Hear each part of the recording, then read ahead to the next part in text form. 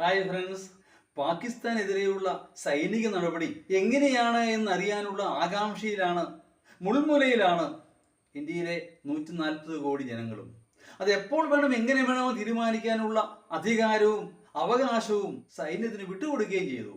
ഈ സമയത്താണ് നമ്മുടെ പ്രധാനമന്ത്രി ബീഹാറിൽ പോയി പറയുന്നു, ഞങ്ങൾ ജാതി സെൻസസ് നടപ്പാക്കാൻ പോകുന്നു.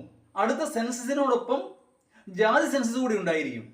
ഇതിനാ പറയുന്ന ഓണത്തിനിടെ കൂട്ടുകച്ചവടം എന്ന്. അതെന്താണെന്നല്ലേ? ശരിക്കും പറഞ്ഞാൽ ഇന്ത്യൻ പ്രധാനമന്ത്രിക്ക് ഉറക്കമില്ല രാത്രികളാണ്. നമുക്കറിയാം, ഇന്ത്യൻ സൈന്യത്തിന്റെ സർവ്വ സൈന്യാധിപൻ എന്ന് പറയുന്നത് പ്രസിഡന്റ് ഓഫ് ഇന്ത്യ ആണ്. പക്ഷെ യഥാർത്ഥത്തിൽ ആ അധികാരം കൈയാളുന്നത് ഇന്ത്യൻ പ്രധാനമന്ത്രിയാണ്.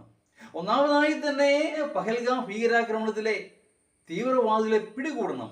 അതിനുള്ള സൈനിക നടപടി അതിവേഗം പുരോഗമിക്കുകയാണ്.